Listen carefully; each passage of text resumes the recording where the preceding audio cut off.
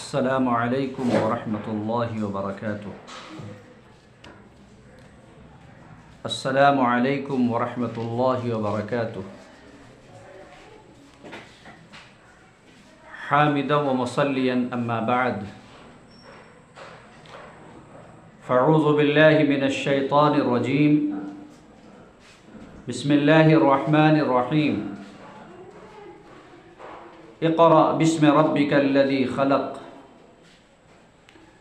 خلق الانسان من علق، اقرأ وربک الاکرم، الذی علم بالقلم، علم الانسان ما لم يعلم۔ رب اشرح لي صدري ويسر لي امري واحلل عقدة من لساني يفقهوا قولي، اللهم رب زدني علما وارزقني فهما۔ تعریف کے لائق وہ رب ذوالجلال ہے جس نے ہم تمام کو پیدا کیا اور ہماری رہنمائی اور رشد و ہدایت کے لیے انبیاء علیہم الصلاۃ والسلام کا سلسلہ جاری کیا۔ آخر میں جناب محمد رسول اللہ صلی اللہ علیہ وسلم کی بعثت ہوئی۔ درود و سلام نازل ہو اللہ تعالیٰ کے تمام نیک اور برگزیدہ بندوں پر، بالخصوص ہمارے آخری نبی احمد مجتبی محمد مجتبی رسول اکرم صلی اللہ علیہ وسلم پر۔ اللہم صلی علی محمد وعلی آل محمد کما صلیت علی ابراہیم وعلی آل ابراہیم انک حمید مجید۔ اللہم بارک علی محمد وعلی آل محمد کما بارکت علی ابراہیم وعلی آل ابراہیم انک حمید مجید۔ میرے دینی اور ملی بھائیوں اور پردہ نشین خواتین، میری ماں اور بہنوں، آج کے درس میں جس موضوع کی مناسبت سے باتیں ہوں گی وہ میرا موضوع ہے اسلام میں عورتوں کے حقوق و مرتبہ۔ اللہ تعالیٰ سے دعا ہے کہ الہ العالمین تو مجھے کہنے کے ساتھ ساتھ عمل کرنے کی توفیق عطا فرما، اور ہم تمام سامعین کو، سننے والوں کو اور سننے والیوں کو سننے کے ساتھ ساتھ عمل کرنے کی بھی توفیق عطا فرما۔ موضوع کی وضاحت سے قبل ہم اور آپ جو اس درس کے اندر بیٹھے ہوئے ہیں ریڈینس پبلک اسکول میں، جو یہاں کے نوجوان ہر ہفتے بلا ناغہ کئی سال سے پروگرام کا انعقاد کرتے ہیں، جس میں ان نوجوانوں کا مقصد یہ ہے کہ مرد حضرات تو بہت سارے پروگرام میں شریک ہوتے ہیں، جہاں کہیں پر بھی بڑا پروگرام ہوتا ہے، چھوٹا پروگرام ہوتا ہے، وہاں حاضر ہو جاتے ہیں، لیکن خواتین کو بہت کم موقع ملتا ہے۔ پھلواری شریف اور اس کے اطراف میں بہت ساری مساجد ہیں، جس میں سے 3 ہی مسجدیں ایسی ہیں جہاں پر جمعہ کے لیے عورتوں کے لیے جمعہ میں انتظام و انصرام کیا جاتا ہے۔ اس کے علاوہ بہت ساری مساجد ہیں جہاں پر اللہ اس کے رسول صلی اللہ علیہ وسلم کے پیغام کو تو سنایا جاتا ہے، لیکن وہ پیغام صرف مرد حضرات ہی تک محدود رہ جاتا ہے۔ تو اس لیے گاہے بگاہے اس طرح کے پروگرام کے انعقاد کرنے کا مقصد یہ ہے کہ عورتوں کے اندر اصلاح ہو۔ کیوں؟ اس لیے کہ اگر ایک مرد کی اصلاح ہوتی ہے تو اس سے ایک فرد کی اصلاح ہوتی ہے، لیکن اگر عورت کی اصلاح ہوتی ہے تو اس عورت کے ذریعے پورے خاندان کی اصلاح ہوگی۔ اس لیے مذہب اسلام میں جہاں مردوں کے مقام و مرتبہ کو اللہ تبارک و تعالی نے بیان فرمایا، جہاں مردوں کے حقوق کو اللہ تبارک و تعالیٰ نے بیان فرمایا، وہیں پہ عورتوں کے حقوق کو بھی بیان فرمایا ہے۔ تو اس لیے اس طرح کے دروس کا اہتمام کیا جاتا ہے۔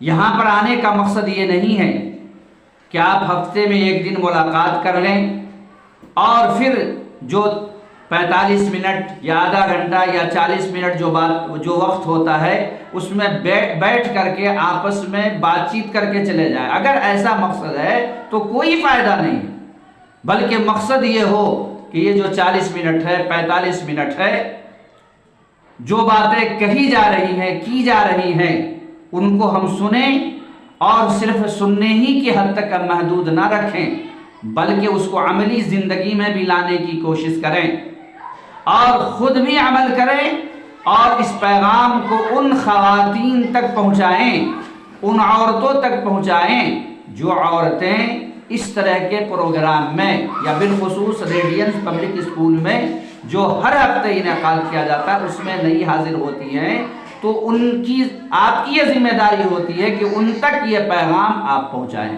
اس لیے کہ نبی کریم صلی اللہ علیہ وسلم نے ایک حدیث کے اندر بیان فرمایا کہ اگر کسی درس کے اندر کوئی شخص حاضر رہتا ہے، کوئی مرد حاضر رہتا ہے یا کوئی عورت حاضر رہتی ہے، تو اس چیز کے بارے میں، اس مسئلے کے بارے میں وہ جان لیتا ہے یا جان لیتی ہے، اب اس کی ذمہ داری ہوتی ہے کہ جاننے کے بعد دوسروں تک پہنچائے، جیسا کہ نبی اکرم صلی اللہ علیہ وسلم نے حجۃ الوداع کے خطبہ میں بیان فرمایا تھا کہ یہاں پر جو لوگ حاضر ہیں ان کی یہ ذمہ داری ہے کہ یہ پیغام ان تک پہنچائے جو حاضر نہیں ہیں۔ تو یہاں پر جو خواتین حاضر ہوتی ہیں ان کی یہ ذمہ داری عائد ہوتی ہے کہ وہ دوسرے خواتین تک جو اس پیغام کو پہنچائے۔ تو موضوع کی وضاحت سے قبل میں یہ مناسب سمجھتا ہوں کہ آپ جو یہاں بیٹھی ہوئی ہیں ریڈینس پبلک اسکول میں،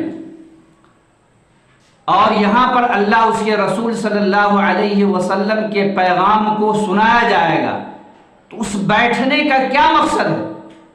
نبی اکرم صلی اللہ علیہ وسلم نے بیان فرمایا کہ جہاں کہیں پر بھی اللہ اس کے رسول صلی اللہ علیہ وسلم کی باتوں کو سنایا جاتا ہے، یعنی کوئی ایسی مجلس جس مجلس کے اندر یہی مقصد ہو کہ اللہ کے پیغام کو سنائیں گے، یعنی قرآن کو سنائیں گے، اور جس کا یہی مقصد ہو کہ نبی کریم صلی اللہ علیہ وسلم کی حدیث کو سنائیں گے، اور پھر جہاں کے نوجوانوں کا صرف یہ مقصد ہو کہ اس کا صلہ اور اس کا بدلہ صرف ہم اللہ سے چاہتے ہیں، غیروں سے نہیں چاہتے ہیں، کسی دوسرے سے نہیں چاہتے ہیں، تو نبی اکرم صلی اللہ علیہ وسلم نے بیان فرمایا کہ ایسی مجلس میں جہاں پر اللہ اس کے رسول صلی اللہ علیہ وسلم کے پیغام کو عام کیا جاتا ہے، وہاں پر اللہ کے خصوصی فرشتے اس جگہ کو اپنے گھیرے میں لے لیتے ہیں۔ اور یہ بھی بات نہیں ہے کہ فرشتوں کی جماعت کو اس جگہ کی مناسبت سے معلوم ہوتا ہے، بلکہ حدیث میں ہے، نبی اکرم صلی اللہ علیہ وسلم نے بیان فرمایا کہ کسی بھی فرشتے کو خبر ملتی ہے، بلکہ فرشتے پتہ لگاتے ہیں، اور ان میں سے کسی کو جب پتہ لگ جاتا ہے تو ایسی صورت میں دوسرے فرشتے کو مطلع کرتے ہیں کہ دیکھو تمہارے مقصد کی باتیں فلاں جگہ ہو رہی ہیں، وہاں پر تمام فرشتے یکجا ہو جاتے ہیں، جمع ہو جاتے ہیں، اور اس وقت تک رہتے ہیں جب تک اللہ اس کے رسول صلی اللہ علیہ وسلم کی باتیں کی جاتی ہیں، اور وہ فرشتے اپنے گھیرے میں لیے ہوتے ہیں ان تمام افراد کو جو وہاں پر موجود ہوتے ہیں۔ تو آپ خواتین کتنی خوش نصیب ہیں کہ اس وقت جو ہے فرشتے اپنے گھیرے میں لیے رہیں گے اس وقت تک جب تک میں بولتا رہوں گا، جب تک یہ پروگرام چلتا رہے گا۔ اور پھر اتنی پر بات ختم نہیں ہو جاتی ہے، بلکہ جب درس ختم ہو جاتا ہے، پروگرام ختم ہو جاتا ہے، بولنے والا مقرر اپنی بات کو سمیٹ لیتا ہے، تو یہ فرشتے اللہ کی بارگاہ میں حاضر ہوتے ہیں، وہ اللہ جو علیم بذات الصدور ہے، وہ اللہ کیا ہے؟ علیم بذات الصدور ہے، جو سینے کے راز سے واقف ہے۔ ہم اور آپ جو اپنے ذہن کے اندر سوچتے ہیں اللہ تبارک و تعالی اس سے بھی واقف ہے، لیکن اس کے باوجود اللہ تبارک و تعالی کا ایک سنت ہے کہ وہ فرشتوں کی جماعت کو بھیجتا ہے۔ اللہ تعالیٰ عرش کے اوپر مستوی ہے اور وہاں سے ان تمام چیزوں کا مشاہدہ کر رہا ہے، دیکھ رہا ہے۔ اللہ تعالیٰ کے علم میں یہ بات ہے، لیکن اس کے باوجود اللہ تبارک و تعالیٰ فرشتوں کی جماعت سے پوچھتا ہے کہ بتلاؤ میرے فلاں فلاں بندے کیا کر رہے تھے، میرے فلاں فلاں بندیاں کیا کر رہی تھیں؟ تو فرشتے جواب دیتے ہیں کہ اے اللہ 4 بجے سے لے کر کے 4:45 تک ریڈینس پبلک اسکول جو عیسیٰ پور میں واقع ہے، وہاں پر ہر ہفتے سنڈے کے دن، اتوار کے دن اس وقت میں درس کا اہتمام کیا جاتا ہے اور اس میں فلاں فلاں عورتیں حاضر تھیں۔ اللہ تبارک و تعالیٰ کہتا ہے کہ اے فرشتوں کی جماعت گواہ رہو، میں نے ان تمام عورتوں کے گناہوں کو معاف کر دیا۔ یہ کتنی بڑی فضیلت اور سعادت کی بات ہے کہ یہاں جو آدھا گھنٹہ پون گھنٹہ بیٹھیں گی، بیٹھنے کی وجہ سے اللہ تبارک و تعالی ہمارے گناہوں کو معاف کر دے گا۔ شاعر کہتا ہے کتنی ہی چھوٹی ہونے کی اسے ہلکی نہ جان، کتنی ہی چھوٹی ہونے کی اسے ہلکی نہ جان، رب کے بخشش کے لیے کوئی بہانہ چاہیے۔ اللہ تبارک و تعالی ہمارے کس عمل سے خوش ہو کر کے ہمیں معاف کر دے گا، اللہ تبارک و تعالی ہی جانتا ہے۔ اب جانتی ہیں بہت مشہور روایت ہے کہ ایک عورت فرض تو پڑھتی تھی لیکن اور بہت زیادہ نوافل کا اہتمام نہیں کرتی تھی، لیکن اللہ کے مخلوق کے ساتھ ان کا برتاؤ اچھا تھا۔ اللہ تبارک و تعالی نے انہیں معاف کر دیا۔ اس کے برخلاف ایک عورت عابدہ تو تھی، زاہدہ تو تھی، متقی تو تھی، پرہیزگارین تو تھی، لیکن مخلوق خدا کے ساتھ ان کا برتاؤ اچھا نہیں تھا۔ جیسا کہ حدیث میں ہے کہ ایک دن اس نمازی عورت نے، اللہ سے ڈرنے والی اس عورت نے کیا کیا؟ بلی کو باندھ دیا اور اس کی وجہ سے اس بلی کی موت ہو گئی۔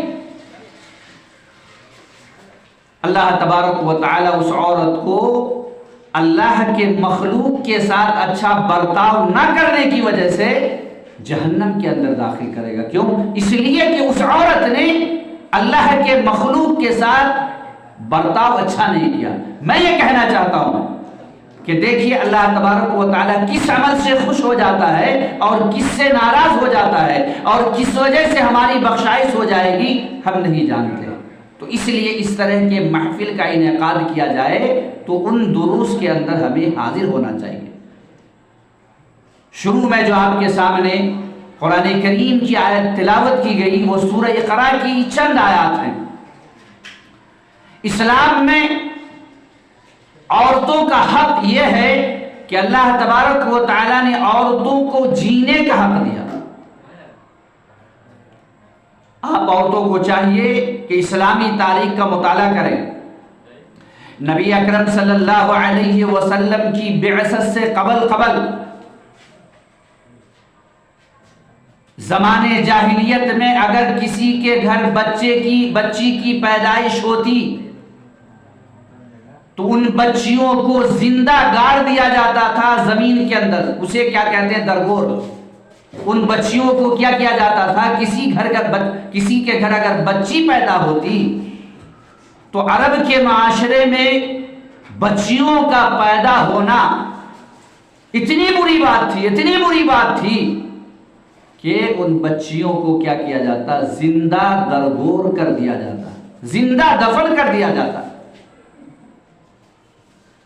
چنانچہ جب جناب محمد الرسول اللہ صلی اللہ علیہ وسلم کی بعثت ہوئی، اللہ تبارک و تعالیٰ نے قرآن کریم کو نازل کیا، تو جہاں اللہ تعالیٰ نے قرآن کریم میں بے شمار پیغام کو عام کیا ہے، وہیں پہ اللہ تبارک و تعالیٰ نے اس آیت کو بھی نازل کیا کہ وہ اذل موعودۃ سئلت بأی ذنب قتلت، اے عرب کے بادیہ نشینوں، اے عرب کے رہنے والوں، اگر تمہیں ان بچیوں کے زندہ درگور کیے جانے کے بارے میں سوال کیا جائے گا تو تم کیا جواب دو گے؟ مذہب اسلام وہ پہلا مذہب ہے کہ جس نے عورتوں کو جینے کا حق دیا، نہیں تو اس دنیا کے اندر عورتوں کے اوپر اتنا ظلم ہو رہا تھا، اتنا تشدد ہو رہا تھا کہ ان عورتوں کو جینے کا حق حاصل بھی نہیں تھا۔ چنانچہ ایک صحابی اسلام لاتے ہیں اور اسلام لانے کے بعد زمانے جاہلیت کے واقعہ کو بیان کرتے ہیں، اور اس واقعہ کو بیان کرنے کے بعد وہ واقعہ اتنا دردناک ہوتا ہے کہ وہ صحابی رسول خود رونے لگتے ہیں، اور اس بات کو سن کر کے رحمت للعالمین شفیع المذنبین جناب محمد الرسول اللہ صلی اللہ علیہ وسلم کی آنکھیں بھی اشکبار ہو جاتی ہیں۔ وہ صحابی بیان کرتے ہیں کہ اللہ کے نبی صلی اللہ علیہ وسلم ایک مرتبہ میں سفر پر گیا ہوا تھا، اور سفر پر جانے کے بعد میرے گھر کے اندر ایک بچی کی پیدائش ہوئی۔ جب میں سفر سے واپس آیا تو میں نے دیکھا کہ میری شریک حیات کے پاس، میری بیوی کے پاس ایک بچی ہے۔ میں نے پوچھا اپنی بیوی سے کہ یہ کون سی بچی ہے، کس کی بچی ہے؟ تو میری بیوی ڈر کے مارے اپنی بچی کو بتلا دیا کہ یہ پڑوسی کی بچی ہے۔ کیا ہوا؟ بچہ جب چھوٹا ہوتا ہے، بچی جب چھوٹی ہوتی ہے تو تتلا تتلا کر کے بولنے لگتا ہے۔ اس صحابی نے زمانے جاہلیت کا جو واقعہ بیان کر رہے ہیں، جب یہ سنا کہ یہ پڑوسی کی بچی ہے تو کہا کہ چلو کوئی بات نہیں، یہاں تک کہ وہ شخص مانوس ہو گیا اس بچی سے۔ بچے اور بچیوں کا ادا اتنا اچھا ہوتا ہے، تتلا تتلا کر کے بولنا، اس کا گرنا، اس کا اٹھنا، اس کا چلنا پھرنا، کہ لوگ اسے پسند کرنے لگتے ہیں۔ چنانچہ وہ صحابی جس واقعہ کو بیان کرے وہ پسند کرنے لگے۔ اس کی بیوی نے دیکھا کہ یہ جب باہر جاتا ہے دکان کے اوپر تو اپنے ساتھ اس بچی کو لے جاتا ہے، کچھ خرید کر کے لاتا ہے، جب بھی سفر پر جاتا ہے تو اس کے لیے کچھ لاتا ہے۔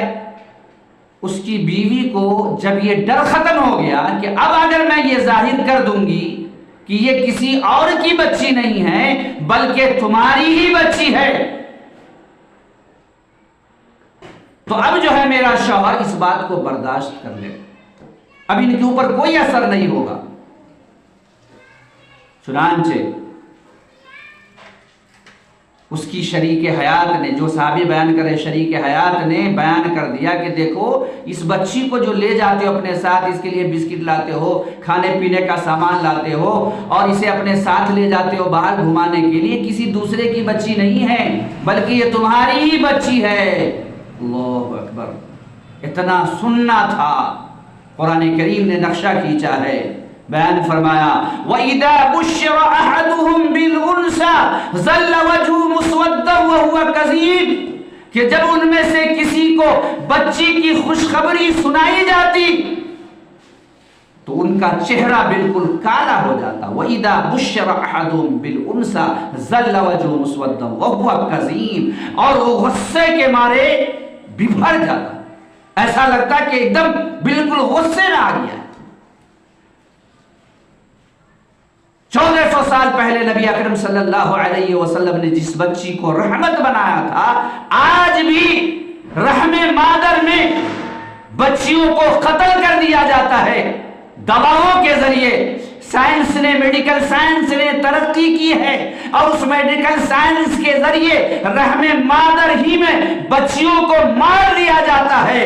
سن لو دنیا والوں، جس طریقے سے زمانے جاہلیت میں بچیوں کو درغور کیا جاتا تھا اور جس طریقے سے اللہ تبارک و تعالیٰ ان مشرکوں سے پوچھے گا، سوال کرے گا، جیسا کہ اللہ تبارک و تعالیٰ نے اس آیت میں بیان فرمایا ہے وَإِذَا الْمَوْءُودَةُ سُئِلَتْ بِأَيِّ ذَنبٍ قُتِلَتْ۔ اگر آج میڈیکل سائنس کی روشنی میں، رحم مادر ہی میں اگر پتہ چل جاتا ہے اور اسے دوائیوں کے ذریعے اگر مار دیا جاتا ہے تو مارنے والا ڈاکٹر بھی مجرم ہے، اور جو گارجین اس طرح کے کام کرواتے ہیں وہ بھی جو ہے اس جرم کی مناسبت سے سوال کیے جائیں گے۔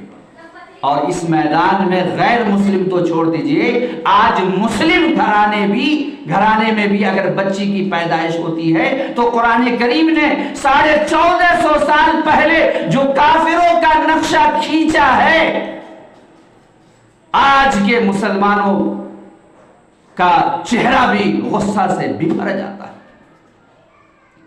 تو اگر کوئی ایسا کارنامہ انجام دیتا ہے تو اللہ تبارک و تعالی اس مناسبت سے، اس جرم کی مناسبت سے سوال کرے گا۔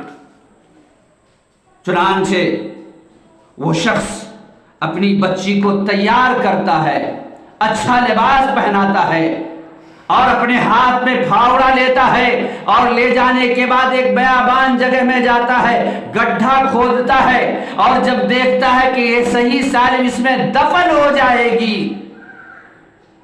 تب وہ شخص جو بعد میں مشرف اسلام ہو جاتے ہیں، یہ زمانے جاہلیت کا واقعہ ہے، اپنی بچی کو درگور کر دیتے ہیں، دفن کر دیتے ہیں، یہاں تک کہ وہ بچی جب اس کا باپ زمین کو کریدتا ہے کدال کے ذریعے، پھاوڑے کے ذریعے، تو اس سے مٹی اڑنے کی وجہ سے جو ان کے باپ کے جسم کے اوپر پڑ رہا تھا، وہ کہتے ہیں کہ ابا جان یہ کیوں کر رہے ہیں، اور وہ جھاڑتی ہوئی ہوتی ہے، اور جب دفن کرتا ہے زندہ تو وہ بچی چیختی ہے اور چلاتی ہے اور کہتی ہے کہ میرے ابا جان یہ کیا کر رہے ہیں، یہ کیا کر رہے ہیں۔ اور یہ واقعہ زمانے جاہلیت کا نبی اکرم صلی اللہ علیہ وسلم کے سامنے وہ صحابی بیان کر رہے ہیں۔ نبی کریم صلی اللہ علیہ وسلم کہتے ہیں کہ بس کرو، اب آگے بیان مت کرو، اور نبی کریم صلی اللہ علیہ وسلم کی آنکھیں نم ہو جاتی ہے اور وہ صحابی بھی رونے لگے۔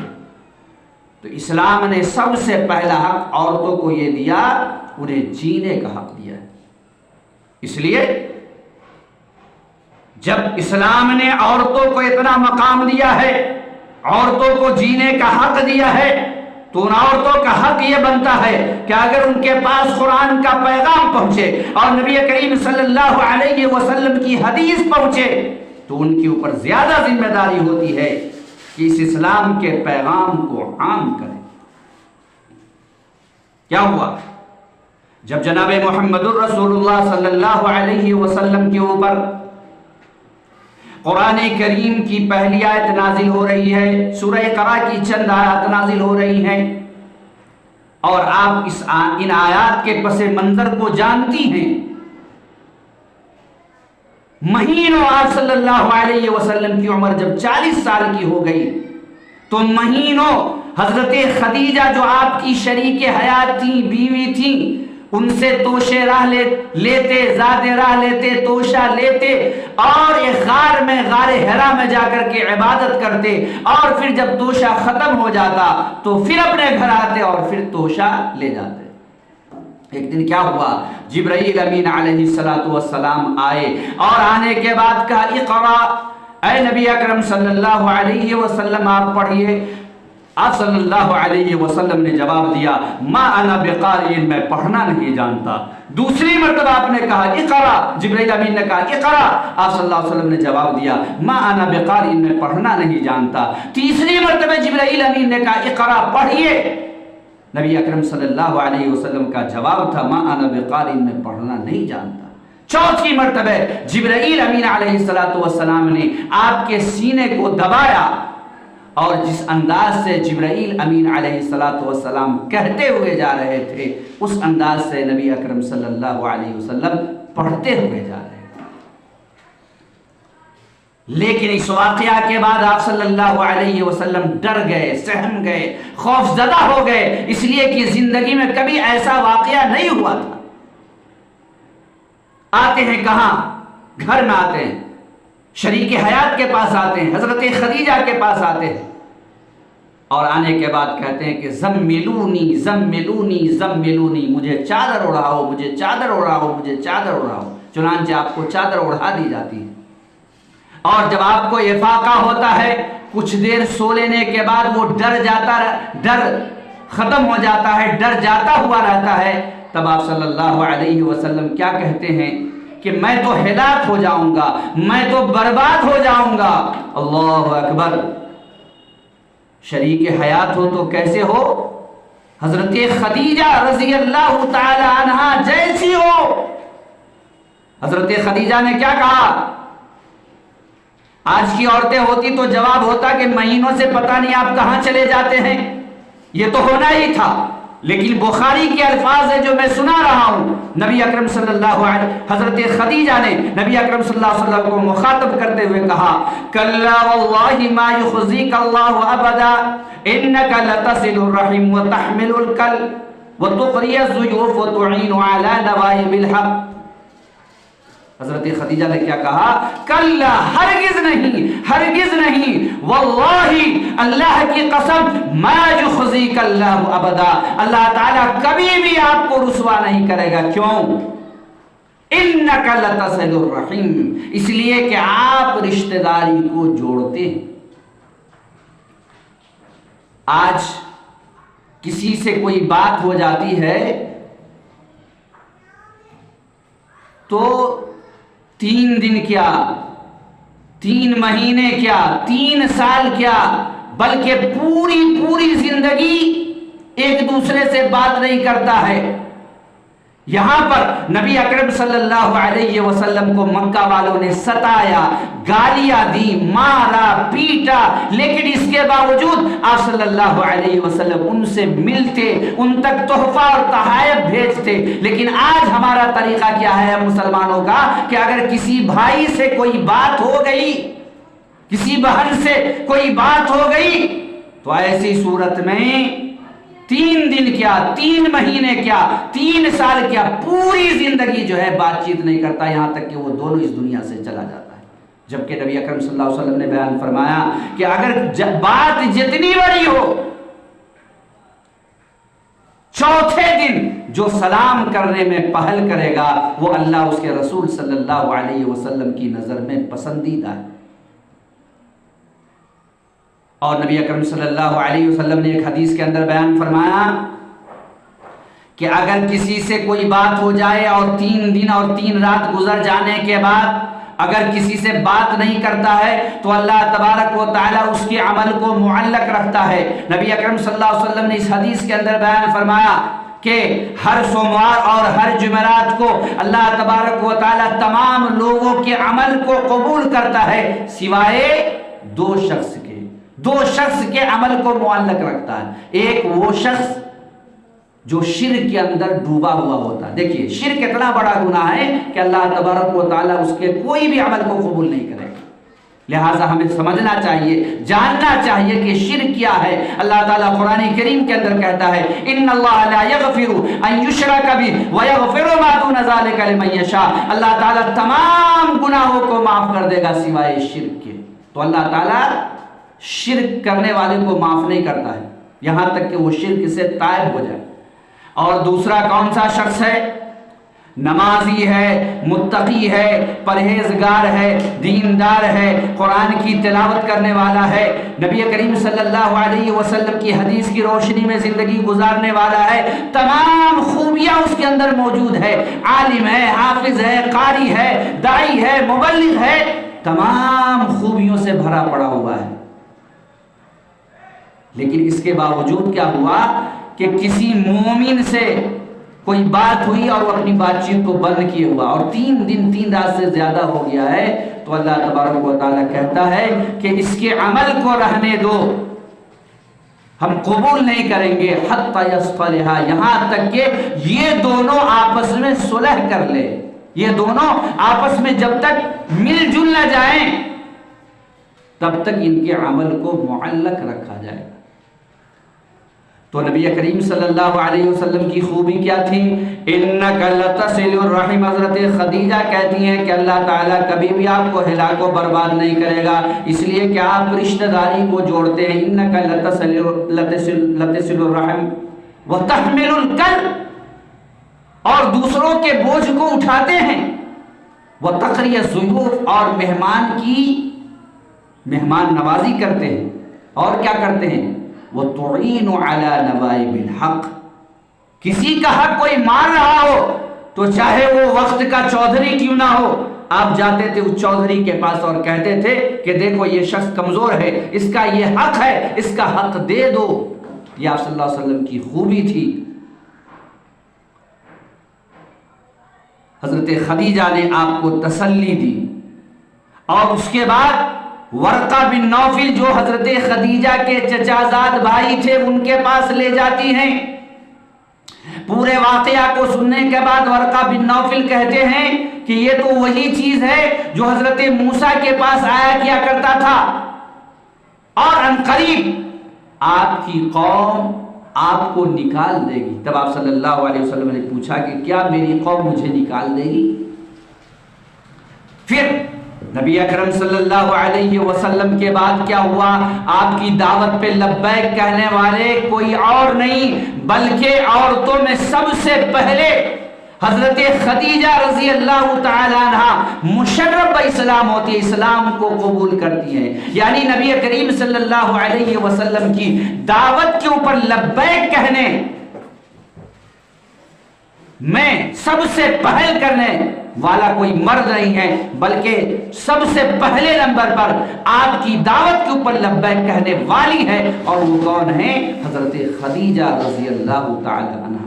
اور انہوں نے جب اسلام قبول کیا تو اسلام قبول کرنے کے بعد کہہ رہی ہیں کہ اللہ کے نبی صلی اللہ علیہ وسلم یہ جو مال ہے، آپ جانتی ہیں حضرت خدیجہ رضی اللہ تعالی عنہ کی مناسبت سے کہ حضرت خدیجہ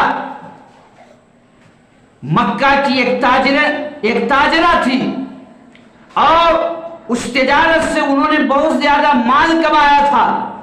ان تمام مال کو نبی اکرم صلی اللہ علیہ وسلم کی خدمت میں رکھتے ہوئے کہتی ہیں کہ اللہ کے نبی صلی اللہ علیہ وسلم یہ آپ کا مال ہے، آپ جہاں چاہیں اللہ کی راہ میں خرچ کریں۔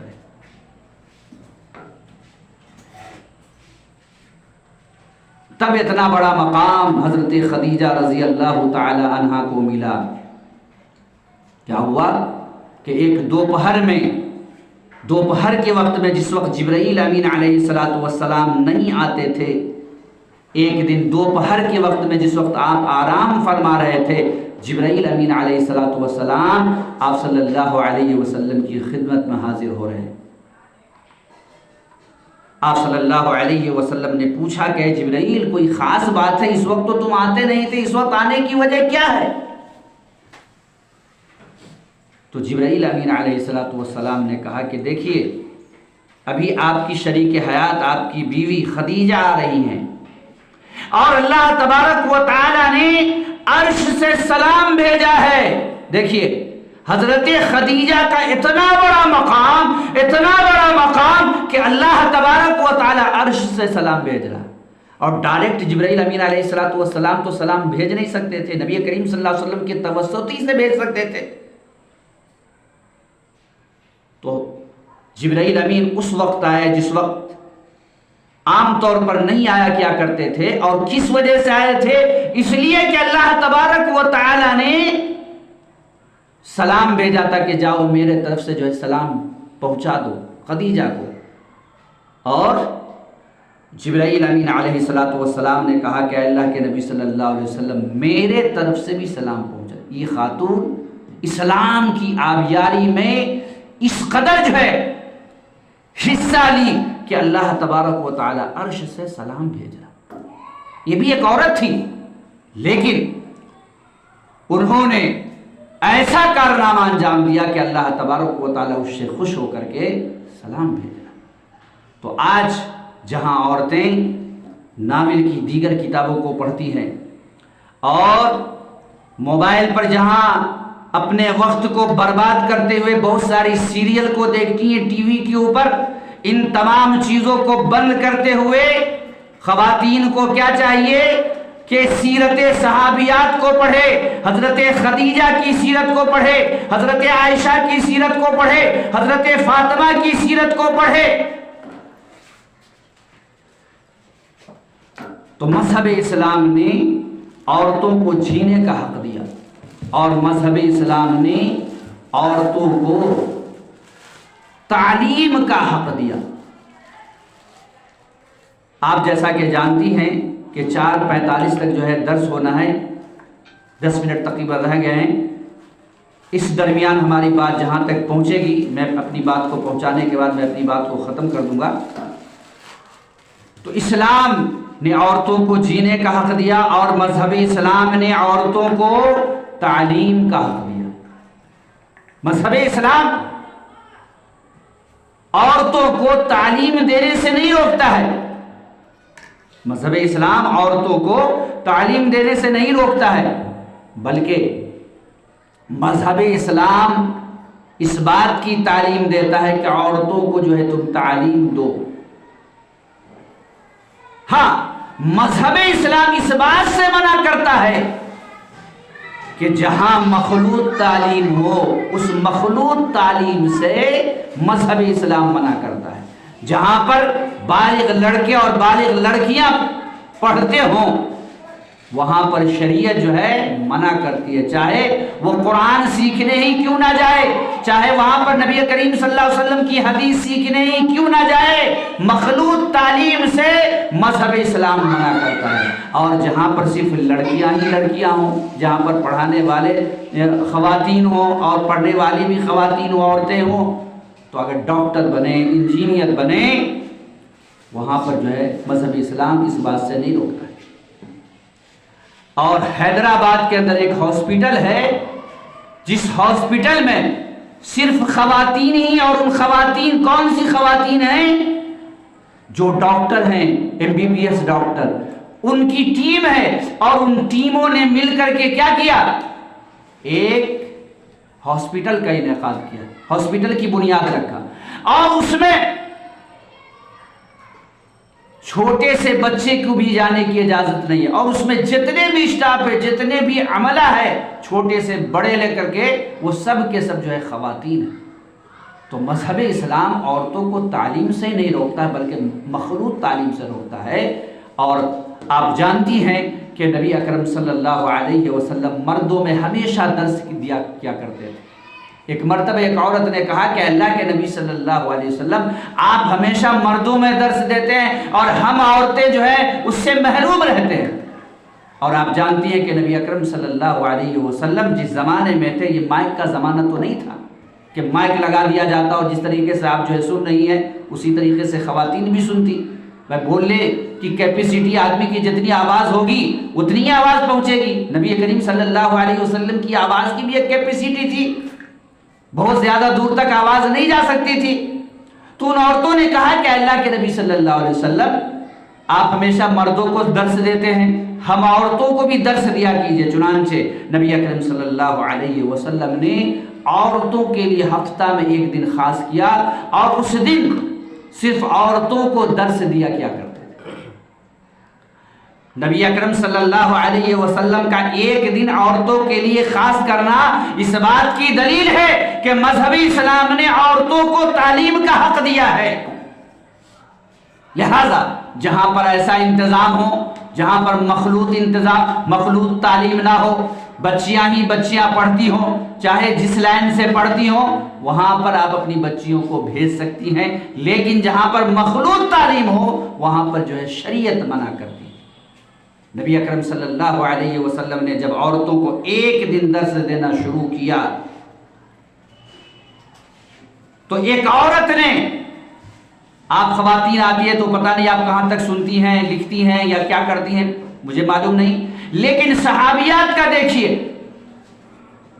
ایک صحابیہ ہے جو بیان کرتی ہیں کہ میں نے پورے مکمل سورہ قاف کو, نبی اکرم صلی اللہ علیہ وسلم جو سورہ قاف کی تلاوت کیا کرتے تھے جمعہ میں, جمعہ کے خطبے میں نے جمعہ کے خطبے میں سن کر کے مکمل سورہ قاف کو یاد کر لیا۔ یہ کب یاد ہوگا؟ جب جو عورت جائیں گی درس میں اور بالکل بولنے والے کی بات کو سنتی رہیں گی، تبھی یاد ہوگا۔